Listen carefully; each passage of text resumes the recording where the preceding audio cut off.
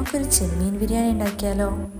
അതിന് വേണ്ടിയിട്ട് കുറച്ച് മുളക് പൊടിയും മഞ്ഞൾപ്പൊടിയും ഉപ്പും അതേപോലെ കുറച്ച് ഓയിലും കൂടി നല്ലതുപോലെ മിക്സാക്കാം.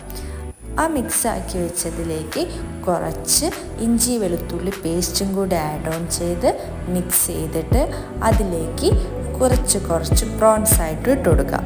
എന്നിട്ട് ആ പ്രോൺസ് ഒരു 5 മിനിറ്റ് ഫ്രിഡ്ജിൽ റെസ്റ്റ് ചെയ്യാൻ വെക്കാം. അതിനുശേഷം വെളിച്ചെണ്ണ ചൂടാക്കിയിട്ട് അതിലേക്ക് 1-2 പ്രോൺസ് വീതം ഇട്ട് കൊടുത്ത് കുറച്ച് ഡീപ്പ് ഫ്രൈ ആയിട്ട് എടുക്കണം. നമ്മുടെ പ്രോൺസ് ബിരിയാണിയുടെ ഫസ്റ്റ് സ്റ്റെപ്പ് എന്ന് പറയുന്നത് അതാണ്. അങ്ങനെ ഡീപ്പ് ഫ്രൈ ആയി എടുക്കുക എന്നാണ്. ഫസ്റ്റ് നമ്മളിടുമ്പം ഒരു കുമിള പോലെ ഇങ്ങനെ വരുന്നില്ലേ, അതായിരിക്കും അതിൻ്റെ സ്റ്റാർട്ടിങ്. എന്നിട്ട് ഈ കുമിള ജസ്റ്റ് ഒന്ന് കുറഞ്ഞു വരുമ്പോഴാണ് നമ്മൾ പ്രോൺസ് ബിരിയാണീൻ്റെ പ്രോൺസ് റെഡി ആയിട്ടുണ്ടെന്ന് പറയാൻ പറ്റുള്ളൂ.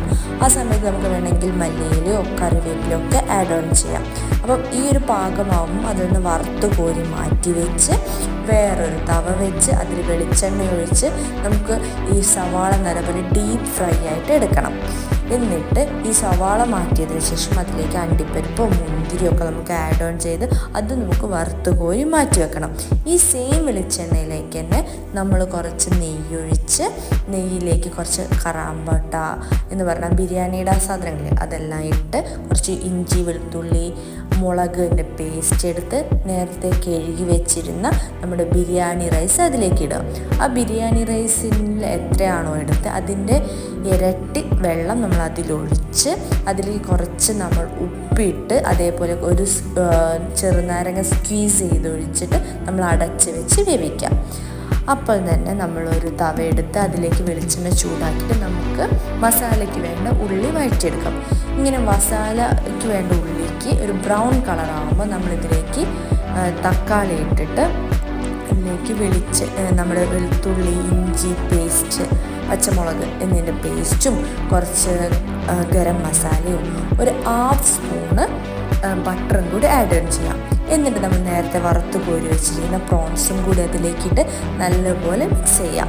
കൂടെ നമുക്ക് വേണമെങ്കിൽ എന്തിടാം, കുറച്ച് കറിവേപ്പിലയോ അല്ലെങ്കിൽ മല്ലിച്ചപ്പ് ഇട്ടിട്ട് ആവശ്യത്തിനുള്ള ഉപ്പും കൂടി നമ്മൾ ഉപ്പ് പാകം നോക്കിയിടണം, കാരണം നമ്മൾ പ്രോൺസിൽ ഓൾറെഡി ഉപ്പിട്ടതാണ്. എന്നിട്ട് നല്ലതുപോലെ മിക്സ് ചെയ്യാം. ആക്ച്വലി ഇതെൻ്റെ അമ്മയുടെ ഒരു റെസിപ്പിയാണ് കേട്ടോ. ഇനി അതിലേക്കുള്ള ഒരു സ്പെഷ്യൽ ഇൻഗ്രീഡിയൻ്റ് എന്ന് പറയുന്നത് നമ്മളധികം കാണാത്ത ഈ സാധനം ആഡ് ചെയ്യണം. ഇതെന്ന് പറയുന്നത് നമ്മുടെ ഈ തേങ്ങ ചിരകിയതാണ്. ഈ തേങ്ങ ചിരകിയതും കൂടി ആഡ് ഓൺ ചെയ്യുമ്പം ഈ പ്രോൺസിൻ്റെ ടേസ്റ്റും ഈ തേങ്ങാപ്പാലും കൂടി അതിലേക്ക് മിക്സ് ചെയ്ത് വരുമ്പോൾ ഒരു പ്രത്യേക ടേസ്റ്റ് ആയിരിക്കും നമ്മളുടെ ബിരിയാണിക്ക് ഉണ്ടാവുക. അത് നല്ലപോലെ ഡീപ്പ് ഫ്രൈ ആയി വരുമ്പോൾ നമ്മൾ കുറച്ചും കൂടി മല്ലിച്ചപ്പൊക്കെ ഇട്ട് അതേപോലെ തന്നെ നമ്മൾ നേരത്തെ വറുത്ത് കോരി വെച്ചിരുന്ന ബ്രൗൺ കളറായിട്ടുള്ള ആ സവാളയും കൂടി അതിലേക്ക് ആഡ് ഓൺ ചെയ്യാം. എന്നിട്ട് അതിൻ്റെ മേലെ നമ്മൾ നേരത്തെ വേവിക്കാൻ വെച്ചിരുന്ന അരി വെന്തതിന് ശേഷം ആ അരി എടുത്തിട്ട് നമ്മൾ ഇതിൻ്റെ മേലെ ഒരു 3/4 വേവ് മാത്രമേ അരി ഉണ്ടായിട്ടുണ്ടാവുള്ളൂ. അത് നമ്മൾ അതിൽ ലെയർ ബൈ ലെയറായിട്ട് ഇട്ട് കൊടുക്കുകയാണ്.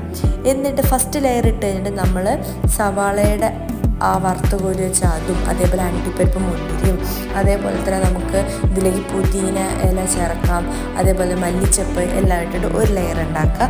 അതിനുശേഷം നമ്മൾ വീണ്ടും റൈസ് ഇട്ടിട്ട് വീണ്ടും അതിൻ്റെ മേലെ നമ്മൾ ഇങ്ങനെ റൈസ് കൊണ്ട് ലെയറാക്കി നമുക്ക് ഫോയിൽ പേപ്പർ കൊണ്ട് മൂടി വെക്കാം.